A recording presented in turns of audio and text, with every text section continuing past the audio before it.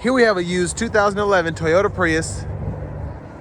This one comes in the Blizzard Pearl paint, and then we have misty gray cloth interior. The powertrain consists of a 134 horsepower, 1.8 liter naturally aspirated 4-cylinder engine. That's a hybrid engine, mated with a continuously variable transmission. A little over 120,000 miles on this one. To the front end there, seems to be in pretty good shape. Not a lot of road rash there. But down here, we do get the wheel covers on this one. These are going to be 15-inch. Those wheels are steel. And then over here to the door panel, one-touch up and down windows on all 4 doors, which is great. Power door lock controls, rear window lock there. Power mirror controls, hood release, push pedal, parking brake. And you do get a manual tilt telescoping steering wheel. But here's a 6-way manual driver's seat. And actually I like the way the cloth feels, how it looks, how it's held up over the past 13, 14 years. That's pretty impressive. But I also want to give a big thank you to John Roberts Toyota for allowing me to review this Prius today. I'll leave a link below in the description. And if you're looking to find the best price on one of these closer to home, click on that second link down below. It takes just a minute to fill out your info. I'll make sure the local dealers are fighting to get you the best price on whatever used vehicle you might be interested in. But let's check out this leg room. I have the seat up front adjusted for someone of my size, being 6'3" with longer legs. And the space is great in these. Seat back pocket on both sides. And there's a view of the front. The reason the space is so good is because hip space, leg space, all of that was made very nicely, and it's very minimal by the steering wheel, as you can see. So it just makes it so I can scoot the seat up that much further and then still have space in the footwell there. So one of the many reasons that these cars are just so popular is they're just the ultimate practical vehicle, in my opinion. Let's make our way to the back. So you can use the child locks here, lock, unlock. Excuse the wind noise, I apologize. It's a gas cap release. There's that there. Of course, you can expect to get almost 50 miles per gallon with these. It's crazy. Now there's a look at the back end.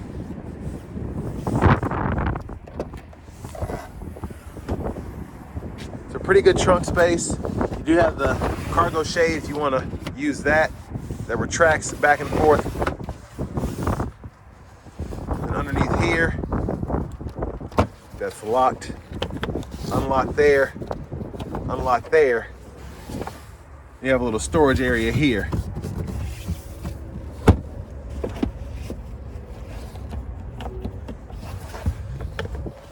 But I mean, the cargo space you get back here is very nice. There's a look underneath the car. There's the exhaust.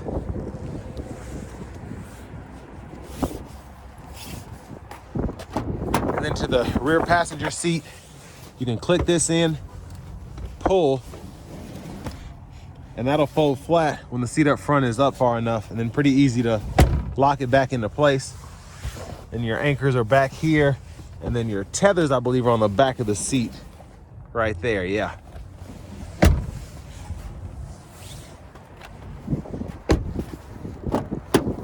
And then to our front passenger seat, 4-way manual.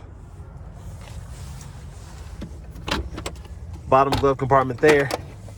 Top storage cubby there. And then down here you get a 12 volt. And I like the little hideaway to put a small handbag or something like that. Now what's crazy is I haven't heard this car cut on the entire time it's been sitting here, even though it's in the on position, but the battery was pretty nicely charged up. There's that 1.8 hybrid engine setup. Now what's great is, again, for this to be a 13, 14-year-old car, I'm impressed that the gas engine has not had to kick on the whole time I've been doing this review. So you get a vinyl, kind of hard plastic steering wheel here. Still has held up pretty nicely. Not seeing any noticeable blemishes. There's the horn sound. I'll go up here, you can see in there.